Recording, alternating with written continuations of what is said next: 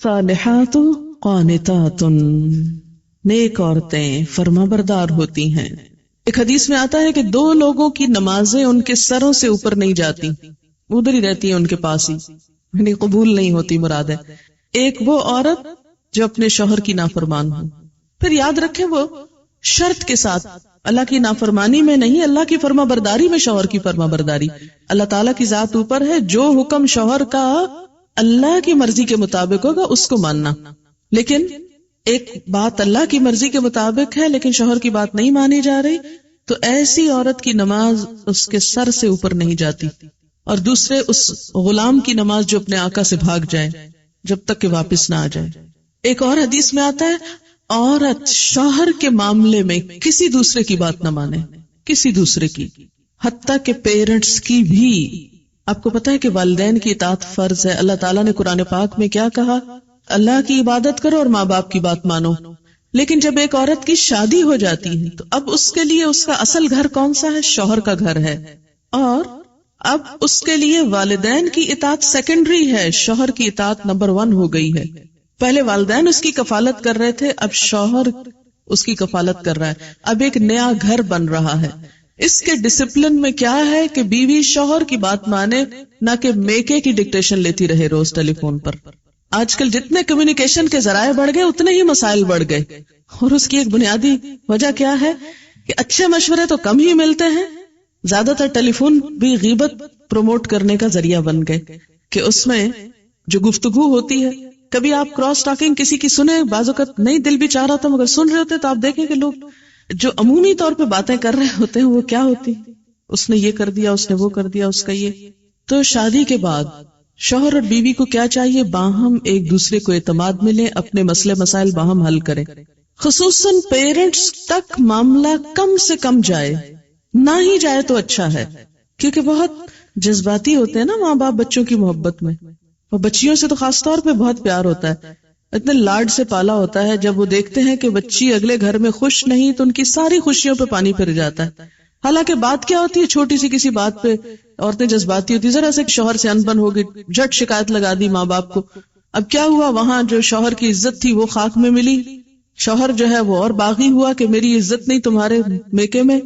اب کیا ہے؟ پابندی لگ گئی کہ ماں کے گھر نہیں جانا. پھر روتی عورتیں آتی، ہمارے شوہر اتنے ظالم ہیں کہ وہ ہمیں ماں باپ کے گھر نہیں جانے دیتے. کیا یہ جائز ہے اسلام میں؟ بظاہر تو واقعی ناجائز ہے، لیکن کبھی آپ کھولتے جائیں کتاب تو پتہ چلے گا کہ اصل سبب کیا تھا کہ ماں باپ سے ملنا روکا گیا. بہت سے کیسز میں ماں باپ سے شوہر صرف اس لیے نہیں ملنے دیتے کہ الٹی پٹیاں پڑھائی جاتی. ایک دفعہ عورت ہو کے آتی ہے میکے سے تو موڈ بدلا ہوا ہوتا ہے. تو ایسی صورت میں اصل حکم کیا ہے کہ شوہر زیادہ اہم ہے. اب اس کی بات مانیں. اور یہ کیوں اتنا سخت ڈسپلن رکھا گیا؟ کیونکہ جب تک ایک عورت کی وفاداری اس کے اپنے گھر سے نہیں ہوگی، گھر نہیں بنے گا. وہ بات میں ادھر بھاگی جا رہی ہے، یہ گھر خراب ہو رہا ہے. اب اس کی اہمیت، اس کی زیادہ اہم ڈیوٹی کیا ہے کہ اب وہ نئے گھر کی تعمیر کرے. اس لیے کہ شوہر نے مہر بھی دیا ہے، گھر دیا ہے، سب ضروریات پوری کر رہا ہے. اب آئندہ اللہ تعالیٰ نے ایک نئی نسل لانی ہے، ان کی تربیت ہے، ان کا کام ہے، اتنی ذمہ داریاں آنے والی ہیں. اب چھوڑو دھیان پیچھے کا، اب آگے کا سوچو. قدموا لانفسکم. تو اس لیے اور اللہ سے بڑھ کر ہمارے لیے مہربان، ہمارے لیے محبت کرنے والا، 70 ماؤں سے بڑھ کے پیار کرنے والا اور کون ہو سکتا ہے؟ یہ مشورے وہ ہم کو دے رہا ہے، یہ رہنمائی وہ ہمیں دے رہا ہے، جو بظاہر ہمیں کڑوی نظر آتی ہے لیکن اسی کڑوی گولی میں شفا ہے. بظاہر انجیکشن تکلیف دہ ہوتا ہے، اس کا نام سن کے ہی ہم بدمزہ ہونے لگتے ہیں، لیکن اس کے بغیر صحت نہیں ہو سکتی. فالصالحات قانتات. دوسری خوبی حافظات للغیب بما حفظ اللہ. حافظات، حافظاتن کی جمع. حافظ حفاظت کرنے والا، حافظہ حفاظت کرنے والی. یہ قرآن کے حافظ بھی ہے نا کہ قرآن کی حفاظت کر دی انہوں نے. حفظ اسی لیے کیا جاتا ہے نا کہ اگر کتاب ختم بھی ہو جائے کبھی تو سینوں میں موجود ہو حفاظت کے لیے. تو حافظات حفاظت کرنے والیاں ہیں. کس چیز کی حفاظت کرنے والیاں ہیں؟ للغیبی، غیب کے لیے، یعنی غائبانہ طور پر. غیب میں لام بمانا فی ہے، یعنی شوہر کی غیر موجودگی میں، شوہر کی عدم موجودگی میں حفاظت کرنے والی ہیں۔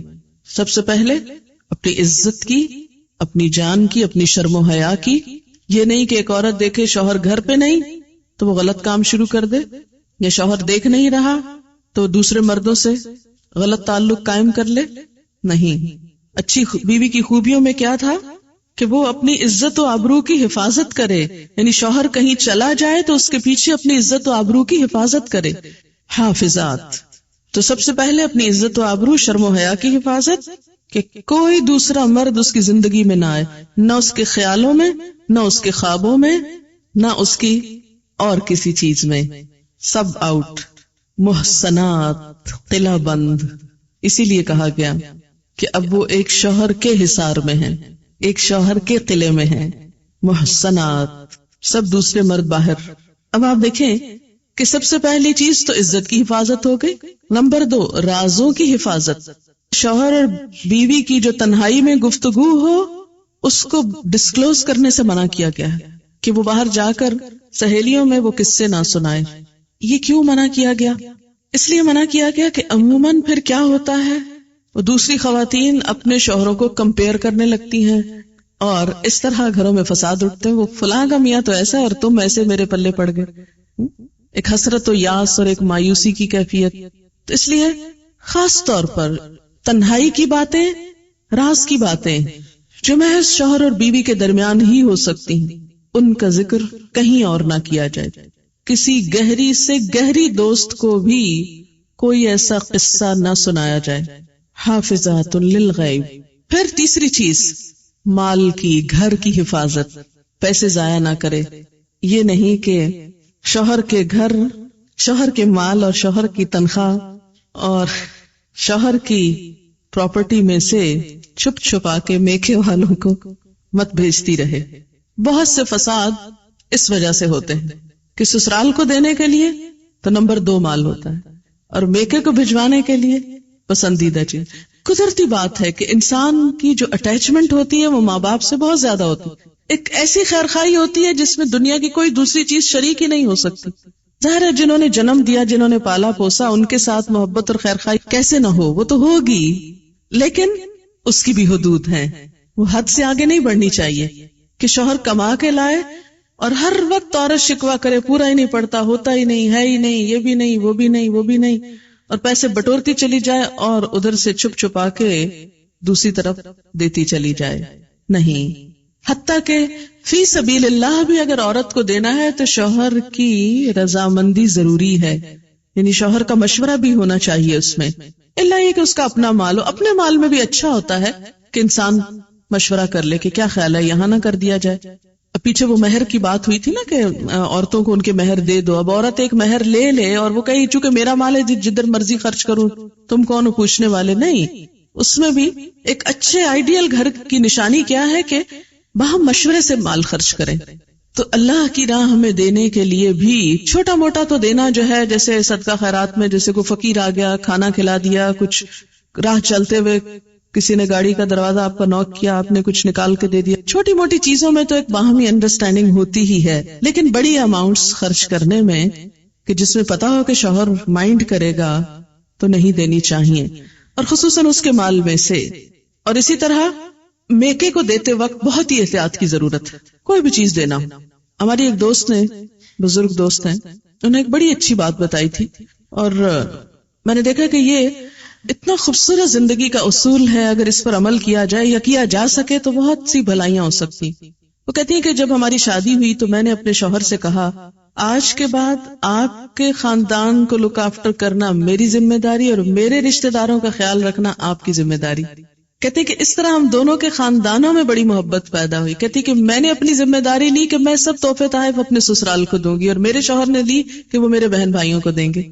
اب اس میں کیا ہے کہ دونوں ایک دوسرے کے خیال رکھ رہے ہیں، تو شوہر کو بہت خوشی ہوتی ہے جب اس کے بہن بھائیوں اور اس کے والدین اور اس کے رشتہ داروں کی کیئر کی جائے۔ اگر کوئی عورت شوہر کے دل میں جگہ بنانا چاہتی ہے تو اس کا بہترین نسخہ یہی ہے کہ اس کے رشتہ داروں، اس کے بہن بھائیوں کی قدردانی کریں، ان کا خیال رکھیں اور دل سے سنسیئر ہو جائیں ان کے لیے۔ اور اسی طرح بیوی کے لیے یہ بات بڑے اعزاز کی ہوتی ہے کہ اس کا شوہر اس کے بہن بھائیوں پیرنٹس کا خیال رکھے اور ان کے لیے تحفے تحائف یا کچھ بھی لین دین کا وہ اہتمام کرے. تو اب آپ دیکھیں کہ جب آپ اپنے ہاتھ سے اپنے ماں باپ کو دیں گے تو وہ شک کی نگاہ سے دیکھے گا، جب وہ دے رہا ہوگا تو آپ چپ کر کے بیٹھی ہوگی، اچھا نہ دیکھا، پھر دے دیا وہ فلاں کو، پھر دے دیا فلاں، تو ضرور ایک بد اعتمادی سی رہتی. لیکن جب آپس میں اگر ممکن ہو، کوئی یہ ضروری نہیں کہ آپ امپوز کیا، لیکن ایک اچھا مشورہ بعض اوقات اچھا فائدہ دے جاتا. اگر ممکن ہو اور شوہر تعاون کرنے والا ہو تو آپس میں یہ طے کر لیجیے، تو اس سے بہت زیادہ خوشگواری آئے گی. کیونکہ ایک خاندان کی خوشگواری صرف ایک خاندان کے ساتھ نہیں ہوتی، ان کے آس پاس یعنی سسرال اور میکے دونوں کے ساتھ خوشگوار تعلقات اس بیچ کے خاندان کو خوشگوار بناتے. اور جتنا زیادہ انسان مل جل کر رہنا سیکھے اور ایک دوسرے کے حقوق کا لحاظ رکھے، اتنی ہی زیادہ خوشیاں آتی ہیں. تو فالصالحات قانتات حافظات للغیب، مال کی حفاظت، اور آخری چیز بچوں کی حفاظت، بچوں کی تربیت. بہت سے جھگڑوں اور کیسز میں دیکھا گیا ہے کہ شوہر کو شکایت ہوتی ہے کہ بیوی بچوں کا خیال نہیں رکھتی. کئی باپ بچوں کے معاملے میں بہت ٹچی ہوتے، بہت سینسیٹیو ہوتے، وہ ماں سے بھی زیادہ بڑھ کر ماں بنتے ہیں ان کے لیے. اور چھوٹی چھوٹی چیز میں اس کو دوا پلائی ہے کہ نہیں، اس نے کھانا کھایا ہے کہ نہیں، ہر وقت ان کا دھیان بچوں میں ہوتا ہے. بہت اچھی بات ہے. اب ایسی عورتوں کی زیادہ ہی شامت آتی ہے کہ جب شوہر بیوی کی بھی ذمہ داریاں لینے لگے بعضوں کا ضرورت سے زائد، تو اس میں یہ ہے کہ اگر بچہ کمزور ہو، اگر بچہ بیمار ہو تو ماں کی شامت آ جاتی. لیکن یہ ہے کہ اصل ذمہ داری بچوں کے سلسلے میں ان کی تعلیم و تربیت کی ماں ہی کی بنتی ہے، اور اس میں اگر عورت کو تاہی کرے تو یہ چیز بھی گھر میں فساد کا سبب بنتی ہے. تو جو مائیں بچوں کی نگہداشت کرنا جانتی ہیں وہ گھر کو زیادہ بہتر خوشحال رکھ سکتی ہیں. اس میں آپ دیکھیں کہ حضور صلی اللہ علیہ وسلم نے قریش کی عورتوں کی تعریف فرمائی کہ قریش کی عورتیں کتنی اچھی عورتیں ہیں جو بچوں کے لیے انتہائی مہربان ہیں، ان کی کیئر کرنے والی. حافظات للغیب، للغیب میں کہ شوہر تو باہر کام کرنے گیا ہوا. اب بعض مائیں کیا ہے، مار مار کے بچوں کو ادھواں کر دیتی، شوہر کا غصہ بھی بچوں پہ نکال رہی ہوتی. شوہر کی موجودگی میں تو بعض وقت نہیں مار سکتی تو پیچھے ان کی شامت آتی معصوموں کی. تو یہ حافظات للغیب، اپنی عزت و آبرو، اپنے گھر بار، راز، بچوں، ان سب چیزوں کی کیئر، لک آفٹر، حفاظت. اور اگر نہ کی اور شوہر غریب نے کچھ نہیں کہا تو نہ صحیح، لیکن اللہ تعالیٰ پوچھے گا. کیوں؟ اس لیے کہ حدیث میں آتا ہے وَالْمَرْأَةُ رَاعِيَةٌ فِي بَيْتِ زَوْجِهَا وَمَسْئُولَةٌ عَنْهَا، عورت راعیہ، نگران ہے، فی بیت زوجہا، اس کے شوہر کے گھر میں. یعنی شوہر کی مراد کیا؟ شوہر کی عدم موجودگی میں نگرانی کس کی ہے؟ بیوی کی. یعنی وہ دیکھے مثلاً بچے نہیں کہ بہت چھوٹے ہیں تو کیئر کرنے، مثلاً بڑے ہیں تو بھی دیکھے کہ ان کی دلچسپیاں کیا ہیں، مشغلے کیا ہیں، تعلیمی صورتحال کیا ہے، اور اسی طرح بہت سی چیزیں. اور پھر راعیۃ فی بیت زوجہا ومسئولۃ عنہا، اور اس سے اس کے بارے میں پوچھا جائے گا. یعنی قیامت کے دن عورت سے ان چیزوں کی نگہداشت کے بارے میں سوال کیا جائے گا. اچھا، عورت کو یہ حفاظت کیوں سونپی گئی؟ عورت کی خوبی حافظات کیوں بنائی گئی؟ بما حفظ اللہ، بوجہ اس کے جو حفاظت کی اللہ نے. کس چیز کی؟ ان کے حقوق کی.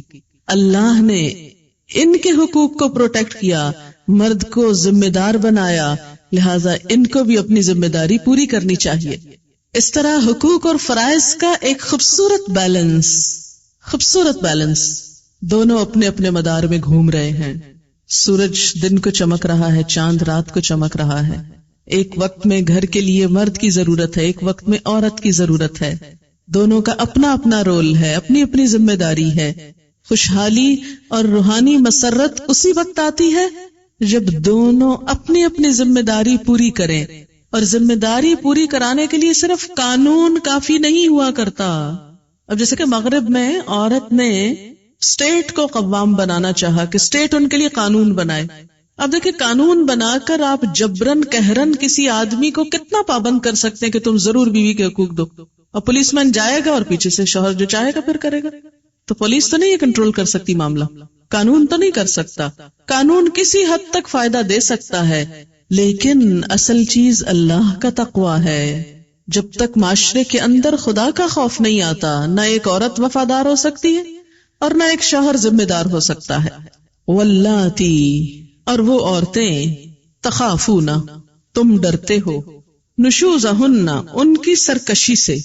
نشوز کا لفظی معنی ہوتا ہے بلندی، اٹھان، ابھار، ارتفاع، خصوصاً جب کسی چیز میں یہ اٹھان ہیجان کا نتیجہ ہو. ہیجان، غصے، غضب. وہ عورتیں تم ڈرتے ہو ان کے اٹھان سے، ان کی سرکشی سے، ان کی بلندی سے.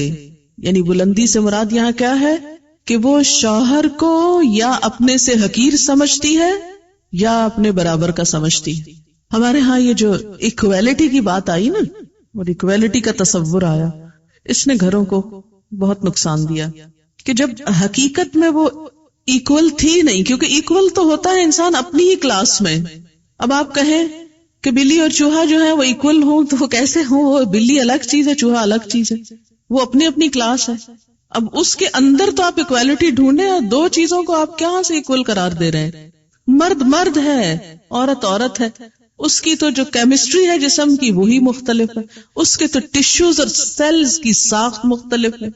آپ کس کس چیز کو ایکول کریں گے؟ ہو سکتا ہی نہیں، کیونکہ دو مختلف چیزیں جو ہیں.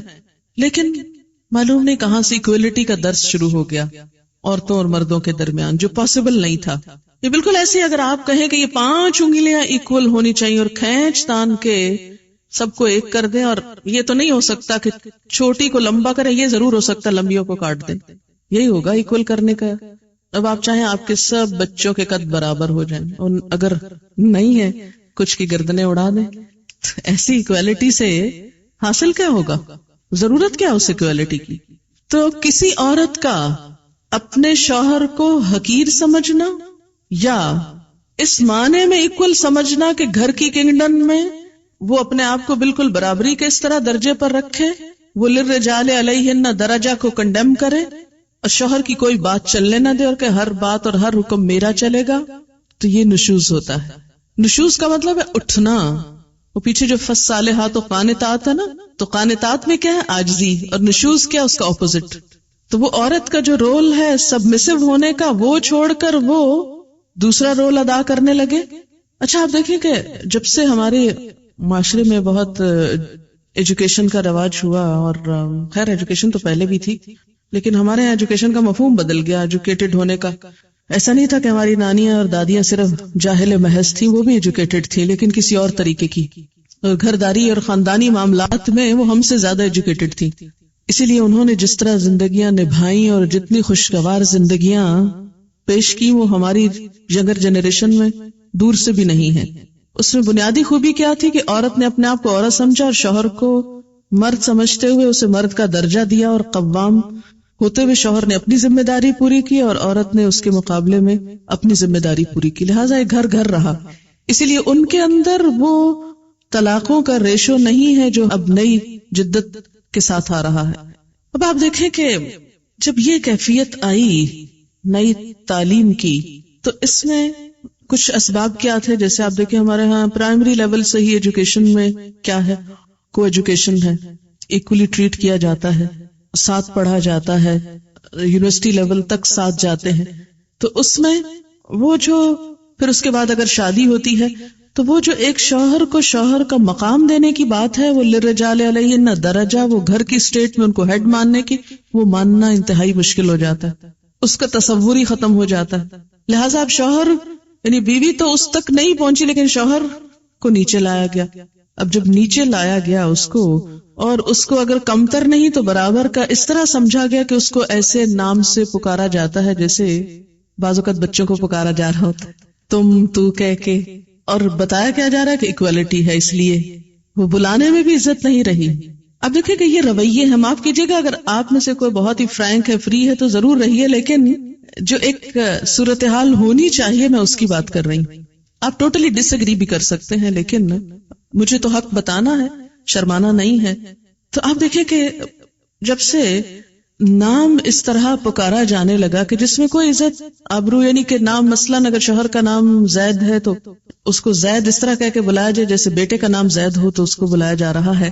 اسی ٹون میں، اسی ہی انداز میں، اسی ہی سٹائل میں. تو یہ صرف نام پکارنا ہی نہیں ہے، یہ ایک رویے کا اظہار کر رہا ہے، ایک رجحان کی بات ہو رہی، ایک تعلق اور ایک انداز کی بات ہے جو ایک بلانے کے انداز سے لے کر پھر باقی سب معاملات میں ساتھ چلتی.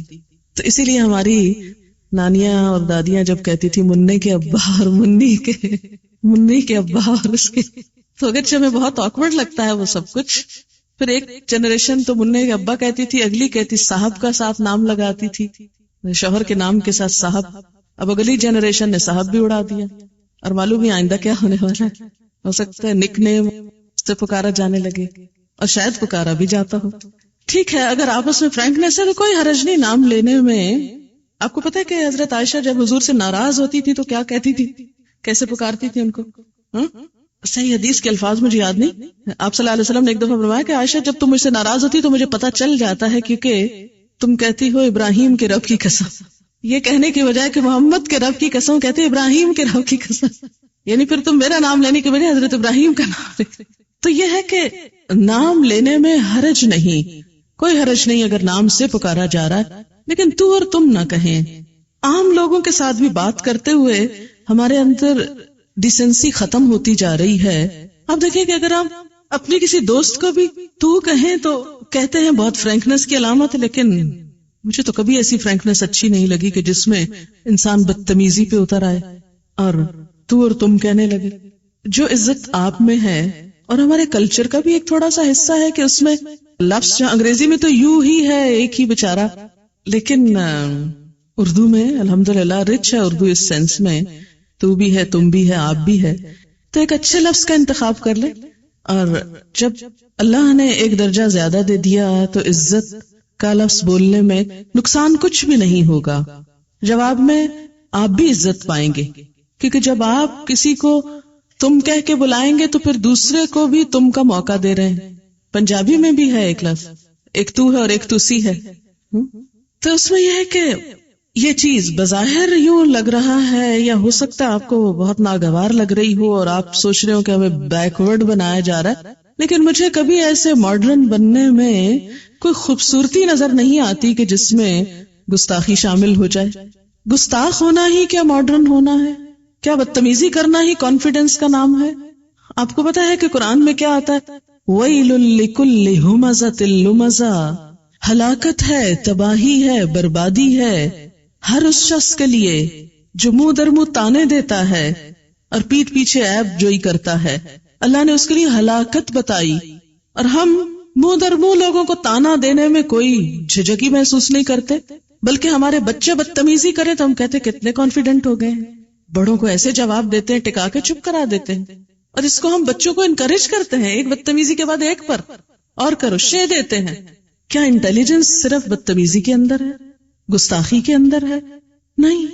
آپ صلی اللہ علیہ وسلم تو اس لیے آئے کہ اچھے اخلاق کی تکمیل ہو جائے، خوبصورت اخلاق.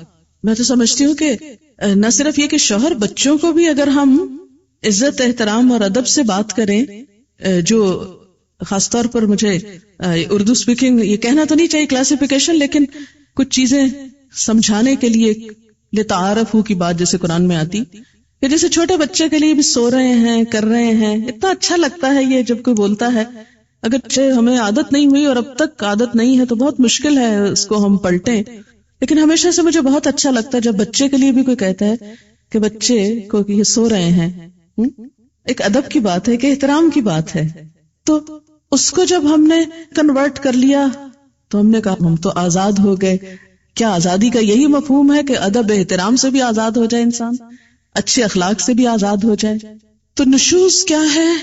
عورت کا شوہر کو حقیر سمجھنا، اس کے مقابلے میں سرکشی کرنا، بدتمیزی کرنا، بد اخلاقی کرنا، اس کے ساتھ اس کی بات نہ ماننا، اس کو کنڈیم کرنا، اس کا مذاق اڑانا، اس کے درجے اور مقام سے گھٹانا، اس کے درجے سے گھٹانا، وہ درجہ جو اللہ نے اس کے لیے رکھا، للرجال علیہن درجہ، اس کو کم کرنا، ہر معاملے میں کج بحثی، بد مزاجی، بد اخلاقی، ہٹ دھرمی. نشوز میں بے حیائی بھی آتی ہے. شوہر کا حق کے خاص یعنی بے وفائی، کہ ایک عورت اپنے شوہر کے علاوہ کسی اور مرد کی طرف راغب ہے، یہ چیز بھی آتی، کیونکہ حدیث سے یہ بات ثابت ہوتی ہے۔ آپ صلی اللہ علیہ وسلم نے فرمایا خبردار عورتوں کے متعلق نیک سلوک کی وصیت قبول کرو، وہ تمہارے پاس صرف تمہارے لیے مخصوص ہیں، اس کے سوا تم ان کے کچھ بھی مالک نہیں، بجز اس کے کہ وہ کھلی بے حیائی کریں، اگر وہ ایسا کریں تو تم انہیں بستروں میں علیحدہ کر سکتے ہو اور اس طرح مار سکتے ہو کہ چوٹ نہ آئے۔ واللاتی تخافون نشوزہن، تو یہاں فرمایا گیا کہ جو شوہر ڈرتے ہوں کانپتے ہوں اپنی بیویوں کی بد مزاجی سے، خوف کھاتے، تخافون تو کیا کرو، فعظوہن ان کو نصیحت کرو، وعظ یعظ، کیسی نصیحت؟ اس میں دو چیزیں ہوتی، وعظ ہوتا ہے کسی کا دل نرم کرنے کے لیے بھلائی کی بات کرنا، اور نمبر 2 اجر و ثواب کے حصول کی ترغیب دینا، اجر و ثواب کے حاصل کرنے کا شوق دلانا، یہ اس کو وعظ بولتے ہیں۔ پہلے یہ درس کا نام کم ہوتا تھا، کہتے فلاں جگہ وعظ ہو رہا ہے، اب وہ لفظ بیچارہ وعظ بدنام ہو گیا کہ بڑے واعظ بنتے، اردو شاعری میں بڑا مذاق اڑایا گیا ہے واعظ کا، حالانکہ وہ بیچارہ بھلا کر رہا ہے آپ کا اور آپ اس کا مذاق اڑا رہے ہیں، کیونکہ نصیحت کہاں اچھی لگتی ہے کسی کی۔ تو وعظ عربی زبان کے لفظ میں دو چیزیں، کسی کا دل نرم کرنے کے لیے اس سے بھلی بات کرنا، اور نمبر 2 اجر اور ثواب کے حصول کی ترغیب دینا۔ تو شوہر کو کیا حکم دیا گیا کہ جو بیوی تمہارے ساتھ بدتمیزی کرتی ہے، بد کلامی کرتی ہے، سرکشی کرتی ہے، تو جواباً تم نہیں کرو، سب سے پہلا کیا کرو، ان کو نصیحت کرو، ان کو بھلی بات کرو، تم نرمی سے معاملہ کرو۔ جیسے کہ ایک اور جگہ پر آیا نا کہ اگر تمہارے اور ان کے درمیان عداوت بھی ہے، یعنی اگر ان من ازواجکم و اولادکم عدوا لکم، دشمن بھی ہیں وہ تمہارے، فاحذروہم، تو ان سے محتاط رہو، لیکن وَإِن تَعْفُوا وَتَصْفَحُوا وَتَغْفِرُوا، 3 لفظ اوپر تلے، ان تعفو معاف کر دو، تصفحو درگزر کرو، تغفرو بخش دو، قصور جانے دو، فإن اللہ غفور رحیم۔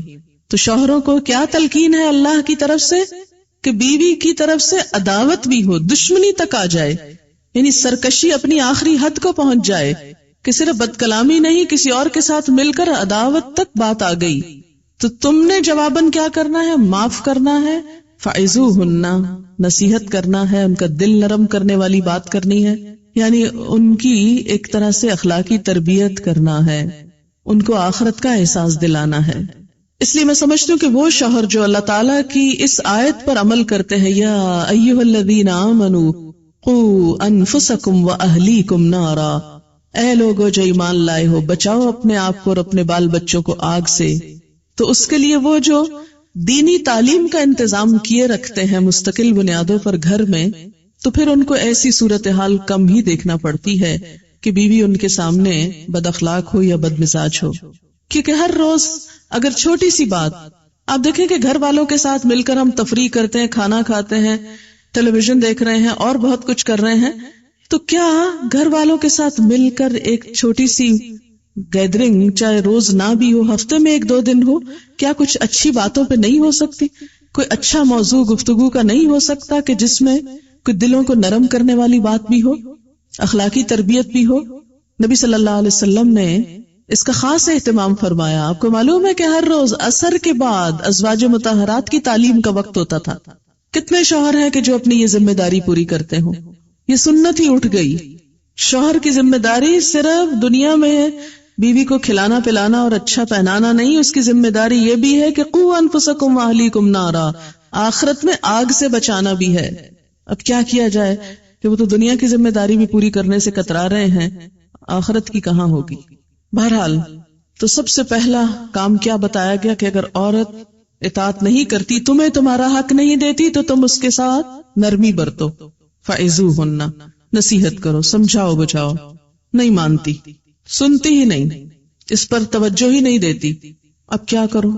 وہجروہن فی المضاجع، کٹی کر لو، وہجروہن، ہے جیم رے، ہجر، ہجرت بھی اسی سے ہے، ہجرت کر لو، کہاں؟ فی المضاجع، بستر میں، یعنی بستر چھوڑ دو اس کا۔ بیڈ روم بھی ہو سکتا ہے کہ بیڈ روم الگ کر لو، یا بیڈ الگ کر لو، یا ممکن نہ ہو اور جگہ نہ ہو یا اور بیڈ نہ ہو تو منہ موڑ لو، یعنی ناراضگی کا اظہار، خفگی کا اظہار. اب دیکھیں کہ بہت سے معاملات اس سے پھر سلجھنے لگتے ہیں. عورت کے لیے شوہر کی بے رخی بہت تکلیف دہ چیز ہوتی، ناقابل برداشت. جب دیکھتی کہ شوہر ناراض ہو گیا تو پھر اس کو فکر ہونے لگتی، وَہْجُرُوهُنَّ، ان کو چھوڑ دو. لیکن بخاری میں آتا ہے لا تہجر الا فی البیت، گھر چھوڑ کے نہیں جانا. شوہر کو منع کیا کہ گھر نہیں چھوڑنا، گھر کے اندر ہی رہنا ہے. یعنی اصل میں اشارہ ہے اس چیز کی طرف کہ جسمانی تعلق منقطع کر لے، بات چیت چھوڑ دے، تھوڑا موڈ آف کر لے، شاید بے رخی سے. پہلے کیا ہے، نرمی کرے، نرمی نہیں چلی اب سختی کر لے، یعنی بے رخی کر لے. کچھ لوگ سمجھانے سے مان جاتے ہیں، معاملہ حل ہو گیا. کچھ لوگ ناراضگی سے مانتے ہیں، وَہْجُرُوهُنَّ سے مان جاتے ہیں. لیکن کچھ ایکسیپشنل کیسز ایسے بھی ہوتے ہیں کہ جن کو نہ دوا اثر کرتی نہ انجیکشن اثر کرتا ہے، ان کے لیے آپریشن ضروری ہوتا. کچھ بیماریوں کا علاج آپریشن کے بغیر نہیں ہوتا، کوئی چارہ نہیں، اوپن ہارٹ سرجری ضروری. اب اس کے لیے کیا ہے، وَاضْرِبُوهُنَّ. اس ایک لفظ سے اتنا بھڑکتی ہیں عورتیں. دیکھ اللہ نے تو ہمیں کوئی عزت ہی نہیں دی، لکھا مارو ان کو. اب اگر آپ ساری آیت چھوڑ کے صرف مارو والی پکڑ لیں تو یہ زیادتی والی بات ہوگی نا. یہ نہیں دیکھا کہ کب مارو، کیوں مارو، یا کتنا مارو، یا کس کو مارو. کیا اللہ کے رسول صلی اللہ علیہ وسلم نے کبھی کسی کو مارا؟ کبھی زندگی میں کسی عورت پہ ہاتھ نہیں اٹھایا، ایک مثال نہیں. ورنہ اگر یہ اتنا ضروری ہوتا تو آپ خود مار کے دکھاتے، لیکن آپ کی سنت میں ایسی کوئی چیز نہیں ملتی. آپ دیکھیں کہ کچھ بیماریاں ایسی ہوتی ہیں کہ جس میں الیکٹرک شاکس لگائے جاتے ہیں نا، تو یہ ایک طرح سے شوق لگانے والی بات. اور مارنے سے مراد یہ نہیں کہا گیا کہ مار کے ہڈی پسلی توڑ دو. دو چیزیں شرائط ہیں ساتھ. منہ پہ نہیں مار سکتے. نمبر 2، ایسی مار نہیں مار سکتے کہ نشان چھوڑے. یعنی مارنے میں کوئی مار غیر مبرح کا لفظ آتا ہے، ایسی مار نہیں کہ جس میں ان کے جسم پر کوئی نشان آئے. ابن عباس نے اس کی تفسیر کی ہے کہ جیسے مسواک، ٹوتھ برش، ایک پین. اور بعض علماء نے یہ کہا کہ صرف یوں اشارہ، کیونکہ یہ کہا گیا نا ایسی مار نہ مارو کہ چوٹ آئے. یہ حدیث وضاحت کر رہی ہے کہ چوٹ نہ آنے دینا. تو پھر اگر چوٹ نہ آئے تو وہ کون سی مار ہے جس میں چوٹ نہ آئے؟ چوٹ تو آئے گی، لگے گی تو چوٹ آئے گی. تو اس پہ انہوں نے اس کی وضاحت کیا کی، اس طرح. یعنی جیسے ڈنڈا دکھانے والی بات ہوتی ہے نا، غصے کی انتہا، یعنی مارنے کی بجائے دکھانا. اور ابن عباس نے کہا کہ صرف جیسے مسواک جیسی چیز کو، یعنی جیسے کسی کو جھنجھوڑنے کے لیے، کیونکہ کسی بھی سخت چیز کو دیکھ کر عورت ایک دم جھٹکا لگتا ہے اس کو، اچھا اب ہاتھ اٹھے گا، مار نہیں کھا سکتی. اور پھر اس میں آپ دیکھیں کہ یہ ایک نفسیاتی طور پر ایک اصلاح کا وہ رکھا گیا. اور پھر ایک اور چیز آپ دیکھیں کہ ایک مرد جو اتنا مظلوم ہو، آخر اس کا کتھارسس بھی تو ہونا تھا نا. ایک مرد جس کی بیوی بدتمیزی کرتی، بد کلامی کرتی، بات نہیں مانتی، حجت بازی، بحث، اور اس کے ساتھ ساتھ وہ بے وفا بھی ہے، اور روز غصے میں ہے، شوہر روز غصے میں ہے، کسی طرح سمجھانے سے سمجھ نہیں رہی، ناراضگی کو کچھ نہیں جانتی. تو کیا اب چھوڑ دیا جائے اس کو اس حال پہ؟ نہیں. گھر کو بچانے کے لیے آخری چارہ کار کہ آخری درجے تک پھر پریشرائز کرو کہ وہ پلٹ آئے، گھر کو بچائے، لوٹ آئے. ورنہ یہ بھی کہا جا سکتا تھا طلاق دے دو، نہیں بات مانتی طلاق دے دو، کتنا آسان تھا یہ کہنا. لیکن نہیں، طلاق نہیں، گھر کے اندر رکھتے ہوئے اصلاح. پھر اسی طرح آپ صلی اللہ علیہ وسلم نے فرمایا کہ کوئی اپنی بیوی کو یوں نہ مارے جیسے اپنے غلام کو مارتا ہے. پھر اسی طرح آپ صلی اللہ علیہ وسلم نے مارنے سے منع بھی کر دیا تھا. تو ہوا یہ کہ عورتیں بہت زیادہ دلیر ہو گئیں اور اس پر پھر اجازت دے دی گئی. اور آپ نے ساتھ ہی اجازت دینے کے ساتھ ہی فرمایا وَلَن يَضْرِبَ خِيَارُكُمْ، اور تم میں جو اچھے لوگ ہوں گے وہ ہرگز نہیں ماریں گے. یہ آپ نے خود فرمایا. اجازت دینے کے ساتھ کیا فرمایا، وَلَن يَضْرِبَ خِيَارُكُمْ. ایک اور چیز کہ ابتداء میں جب سب سے پہلے یہ مسئلہ پیش آیا، سعد بن ربیع نے اپنی بیوی کو جنگل میں یعنی باہر کہیں ایک تھپڑ مار دیا. کوئی بات ہوئی ہوگی، خاتون اپنے باپ کے پاس آ گئی. باپ بیٹی کو لے کے حضور صلی اللہ علیہ وسلم کے پاس شکایت لے کے آ گئے کہ آپ کے ایک صحابی نے میری بیٹی کو تھپڑ مارا ہے. آپ نے فرمایا وَلْتَقْتَسْ مِنْهُ، چاہو تم بھی بدلہ لے لو، تم بھی مار لو. کیونکہ آپ صلی اللہ علیہ وسلم بہت انصاف پسند تھے. آپ نے کہا جاؤ بدلہ لے لو، تم بھی مار لو. وہ چلی گئی کہ وہی آ گئی کہ نہیں، عورت نہیں مارے گی. آپ صلی اللہ علیہ وسلم نے فرمایا اردنا امرا واراد اللہ امرا والذی اراد اللہ خیر. ہم نے چیز چاہی تھی اور اللہ نے کچھ اور چاہا، اور جو اللہ نے چاہا وہی زیادہ بہتر ہے. اس کو کیوں بہتر کہا گیا؟ اس لیے کہ اگر عورت مارے گی تو مرد کو بھڑکا کے زیادہ مار کھائے گی. اب دیکھیں نا، جب دو بچے لڑتے ہیں تو جو اس میں طاقتور بچہ ہوتا ہے وہ دوسرے کو پیس ڈالتا ہے. اب ایک نرم و نازک عورت کو اگر اسلام کہتا ہاں مارو اپنے شوہر کو، تو کیا ہوتا؟ ہلکا سا ہاتھ مارتی شوہر کو عورت اور اپنا ہی ہاتھ دکھا بیٹھتی اور سوج جاتا اور شوہر کو بھڑکا کے چند مارے اور بھی کھاتی. اب دیکھیں شوہر طاقتور ہے، اس میں عورت کا ہاتھ روک کے عورت کو بچایا گیا کہ تم اس کو پرووک نہیں کرو، تم پرووک کرو گی وہ اور مارے گا، تو اس میں پسے گا کون؟ عورت پسے گی. ورنہ یہ نہیں کہ نعوذ باللہ عورت کے ساتھ ڈسکریمنیشن کی گئی اور عورت کو کہا نہیں نہیں وہ تو بے شک مارتا رہے، تم نہیں مار سکتی کیونکہ تم عورت ہو. اس کو بھی مارنے کی لمٹس بتا دی گئی، اور وہ دراصل ایک طرح سے جھٹکا دینا مقصود ہے، نہ کہ عورت کو پیٹ پیٹ کے گھر سے نکال دینا. اور پھر خاص طور پر مارنے میں عورت کو جو روکا گیا وہ اسی وجہ سے کہ عورت زیادہ نقصان اٹھائے. اب دیکھیں ویسٹ میں اس وقت عورتیں جو مار کھاتی ہیں، اور کبھی آپ نے بھی شاید کوئی نمونہ دیکھا ہو، بعض اوقات بہت بری طرح پٹی بھی ہوتی ہیں اچھی خاصی پڑھی لکھی کمانے والی خواتین. اور اس میں میں سمجھتی ہوں کہ وجہ یہی ہے کہ وہاں جب عورت بھی مارنے پہ آ جاتی ہے تو پھر اس کا نتیجہ زیادہ سخت اسی کے اوپر پڑتا ہے، اسی پر زیادہ برا اثر پڑتا ہے، اس لیے عورت کو روک دیا گیا. پھر اس میں ایک اور چیز آپ یہ دیکھیں کہ یہ کوئی پسندیدہ روش نہیں. آپ دیکھیں کہ کسی بھی چیز کی ایک اجازت اور چیز ہے اور اس کا استعمال اور چیز ہے، اور پھر استعمال کا طریقہ اور چیز ہے. وَضْرِبُوهُنَّ کا لفظ نمبر 1 آخری درجہ ہے اصلاح کا، نمبر 2 شرائط کے ساتھ ہے، نمبر 3 ناپسندیدہ ہے. اگر یہ کانٹیکسٹ آپ کو سمجھ میں رہے، میں ایک ایسے کیس کو جانتی ہوں، ہے تو بڑی آکورڈ بات، کیونکہ چونکہ ہر وقت لوگوں کے قصے کہانیاں سنتی رہتی ہیں، اسی لیے میں کہتی ہوں میں لوگوں سے بہت کچھ سیکھتی. اگر وہ سن کے باتیں نہ سیکھوں تو قرآن کی تفسیر نہ کر سکوں، کیونکہ مسائل کے ہوتے ہوئے جب تفسیر ہوتی ہے تو وہ زیادہ ریلیونٹ ہوتی ہے بنسبت اس کے کہ آپ خود ہی بولتے چلے جائیں. ایک عورت کا کہنا یہ تھا کہ جب تک میرا شوہر مجھے نہ مارے میری سیٹسفیکشن نہیں ہوتی. Can you imagine? وہ شوہر سے مطالبہ کرتی تھی کہ مجھے مارو. ایکسپشنل کیسز ہیں لیکن ہیں. بہرحال وَاهْجُرُوهُنَّ فِي الْمَضَاجِعِ وَاضْرِبُوهُنَّ فَإِنْ أَطَاعْنَكُمْ، پھر اگر وہ تمہاری بات مان جائیں، اطاعنکم یعنی اطاعت کرنے لگے، سرکشی چھوڑ دیں، فَلَا تَبْغُوا عَلَيْهِنَّ سَبِيلًا. تبغوا بغا، یبغی کا کیا معنی ہوتا ہے؟ حد سے تجاوز کرنے کی خواہش کرنا. بغی کا مطلب چاہنا بھی ہوتا ہے نا، کس چیز کو چاہنا؟ حد سے بڑھنا، حد سے تجاوز کرنے کا جواز تلاش کرنا. فلا تبغوا، حد سے بڑھنے کا جواز تلاش کرنا. فرمایا پھر مارنے کے اور ناراض ہونے کے بہانے مت ڈھونڈو. اگر وہ بات مانتی ہیں، اطاعت کرتی ہیں، تو پھر ان کو مارنے کے بہانے مت ڈھونڈو، کیونکہ اللہ تعالیٰ تم پر پوری قدرت رکھتا ہے. ان اللہ کان علیٰ کبیرا، بے شک اللہ بلند ہے، بہت بڑا ہے. یعنی اس اجازت سے ناجائز فائدہ مت اٹھاؤ. اگر ایسا کرو گے تو جو اللہ بلند ہے، تم پہ پوری قدرت رکھتا ہے، وہ تم سے اس جرم کا بدلہ لے گا. یعنی کوئی شوہر جو اپنی بیوی پر کوئی ناروا زیادتی کرے، اللہ اس سے بدلہ لے گا.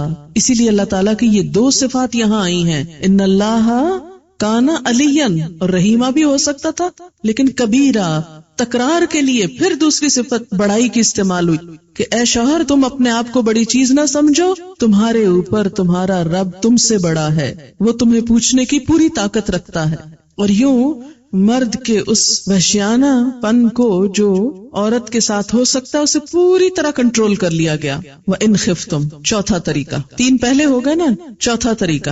اور اگر تم کو ڈر ہو، شقاق بینہما، ان دونوں کے درمیان اختلاف کا، دشمنی کا. دونوں سے مراد میاں بیوی، یعنی شوہر اور بیوی آپس میں سخت اختلاف میں ہیں. شقاق شین قاف قاف شق سے ہے، شاق گزرنے والی چیز. ایسا اختلاف جو سلجھایا نہ جا سکے، یعنی شوہر اور بیوی آپس میں سمجھوتا نہ کر پائیں. وَإِنْ خِفْتُمْ شِقَاقًا، اگر ایسی کھٹ پٹ ہو گئی کہ جو باہم اب ان سے سلجھ نہیں رہی، تو پھر بھی یہ نہیں کہا کہ فوراً طلاق دے دو. نہیں، کیا کرو؟ اب دونوں کے خاندان انٹرفیئر کریں گے. فَبْعَثُوا، تو مقرر کرو، بھیجو، حکمن، ایک حکم. حکم اور حاکم میں فرق ہوتا ہے. حاکم عدالت میں ہوتا ہے اور حکم خصوصی فیصلہ کرنے والا جو گھر کا بھی ہو سکتا ہے، کسی پنچایت کا بھی ہو سکتا ہے. تو مقرر کرو ایک فیصلہ کرنے والا من اہلہ، اس مرد کے گھر والوں میں سے، وحکمن، اور ایک فیصلہ کرنے والا من اہلہا، اس عورت کے گھر والوں میں سے، ان یریدا اصلاحا، اگر وہ دونوں ارادہ رکھتے ہوں اصلاح کا، دونوں کون؟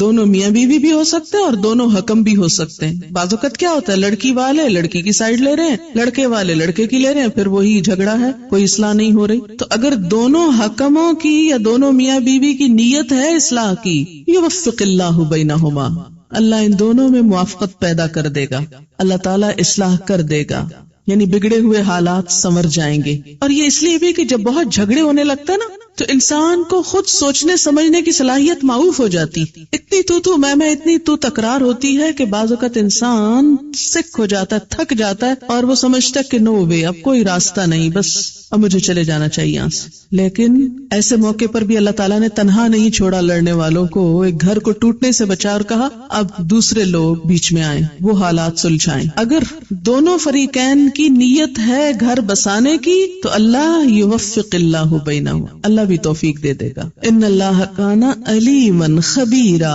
بے شک اللہ علم والا بھی ہے، خبر والا بھی ہے، اس کو سب پتا ہے کون گھر بسانا چاہتا ہے اور کون صرف اجاڑنا چاہتا ہے، لہٰذا وہ اسی کے مطابق توفیق دیتا ہے، اسی کے مطابق راہیں آسان کرتا ہے۔ وآخر دعوانا ان الحمد للہ رب العالمین۔ سبحانک اللہم وبحمدک، نشہد ان لا الہ الا انت، نستغفرک ونتوب الیک۔ والسلام علیکم ورحمۃ اللہ وبرکاتہ۔